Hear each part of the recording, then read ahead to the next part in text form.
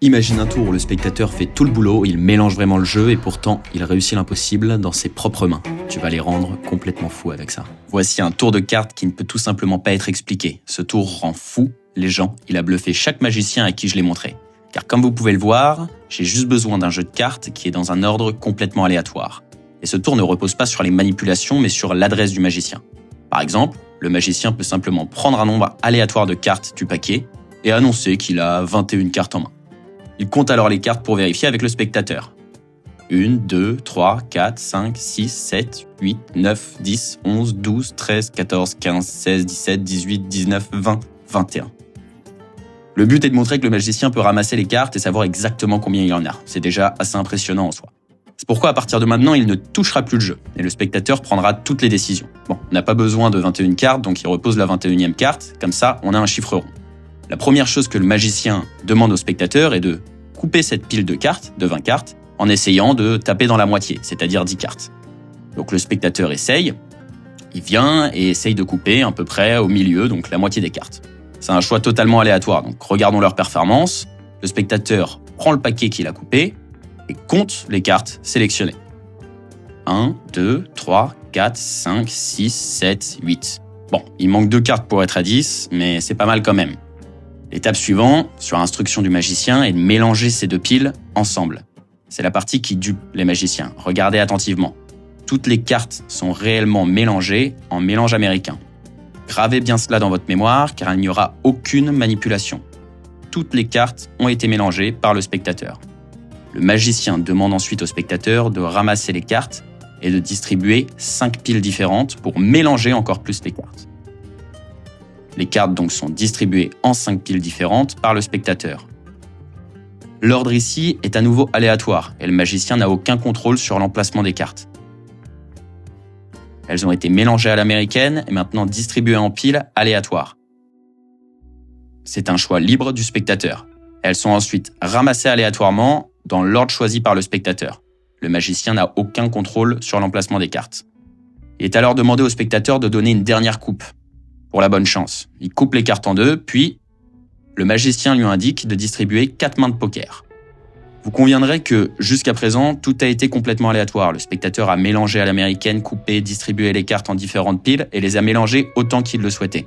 Le spectateur choisit ensuite la main de poker qui sera celle du magicien.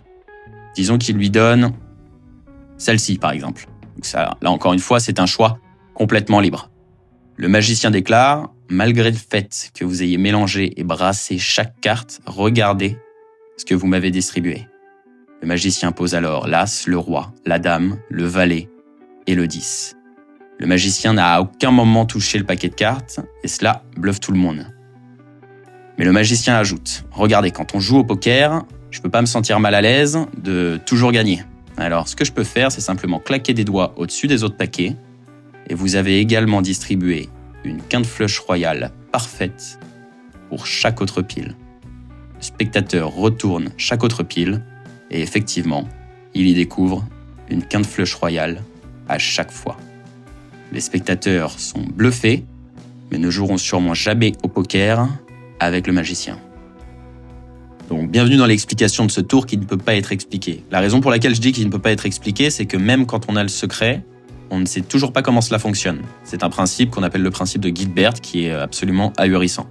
Donc c'est un principe qui a été créé en 1958 et voici comment on prépare le jeu en fait.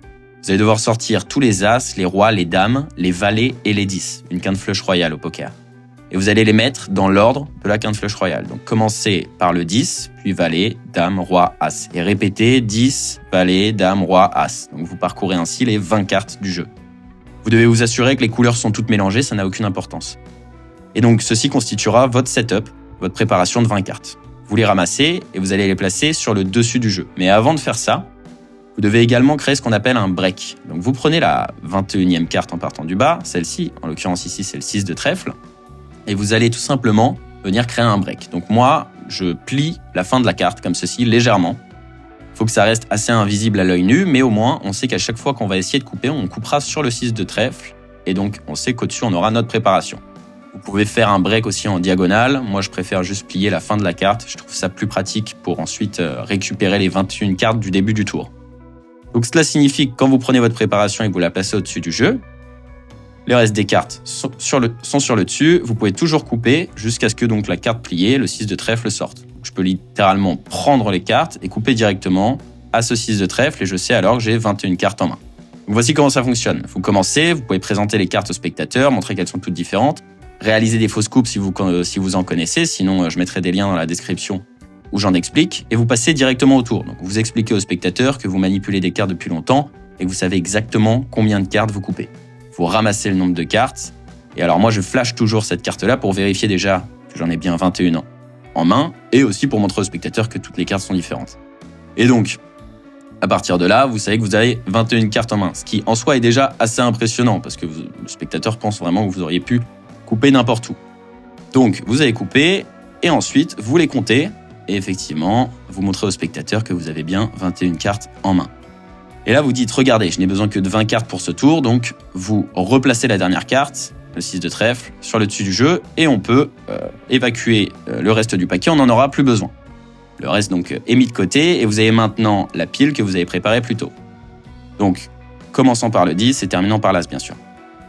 Vous expliquez aux spectateurs que ce serait pas très juste si vous touchiez les cartes, car il peut avoir des manipulations, et donc au lieu de cela, vous voulez que le spectateur prenne toutes les décisions et ne touche que les cartes à partir de maintenant. Donc vous leur demandez de couper 10 cartes environ, donc la moitié de la pile de 20, et peu importe qu'il soit précis ou non, vraiment, donc le spectateur se prête au jeu, coupe, et ensuite vous allez lui demander de compter combien de cartes il a coupé. Donc le spectateur commence à compter, et il distribue les cartes. C'est très important de distribuer les cartes comme ceci. 1, 2, 3, 4, 5, 6, 7, 8, 9. Donc là, en l'occurrence, le spectateur aurait coupé 9 cartes. Vous lui dites que c'est pas mal, c'est un bon début. Et donc ensuite, vous lui dites, même avec un seul mélange, peut-être que je pourrais influencer ce que tu fais. Donc vous lui demandez de mélanger le paquet avec un mélange à l'américaine, comme ceci. Si c'est pas faire un mélange à l'américaine, c'est pas grave. Vous mettez les deux paquets étalés sur la table et ensuite vous faites un mélange de croupier en rentrant les cartes un peu n'importe comment. Vraiment, il faut que le mélange soit convaincant. Il faut que le mélange soit convaincant. Et ensuite, vous allez lui demander de distribuer 5 piles de cartes. Peu importe comment il les distribue, il faut juste qu'il y ait le même nombre de cartes dans chaque pile. Donc là, le spectateur distribue les cartes et il les pose là où il veut. Et ensuite, vous lui demandez de ramasser n'importe lequel des paquets et de les reposer dans l'ordre qu'il veut. Il peut prendre ce paquet, le poser ici, récupérer un autre paquet, le poser au-dessus, etc., etc. Là, encore une fois, c'est votre spectateur qui fait tout et c'est un choix libre de sa part. Par contre, très important, vous lui demandez d'effectuer une dernière coupe. Le spectateur fait une dernière coupe et là, la magie du tour s'opère. Vous lui demandez de distribuer 4 mains de poker, donc 4 mains avec 5 cartes. Le spectateur s'exécute. C'est très important qu'il distribue les cartes comme ça et pas une après l'autre dans un seul et même paquet. Et ensuite, pour que l'effet soit vraiment impressionnant, vous demandez à votre spectateur lui-même de retourner les mains et il va se rendre compte qu'à chaque fois, il a une quinte flush royale dans la main. Avec bien sûr donc l'As, le Roi, la Dame, le Valet et le 10 de cœur. Et il va retourner tous les paquets. Et là, vous pouvez raconter votre petite histoire, donc comme vous voulez, en disant que quand vous jouez au poker, j'aime pas toujours gagner, donc je distribue des quintes flush royales à tout le monde.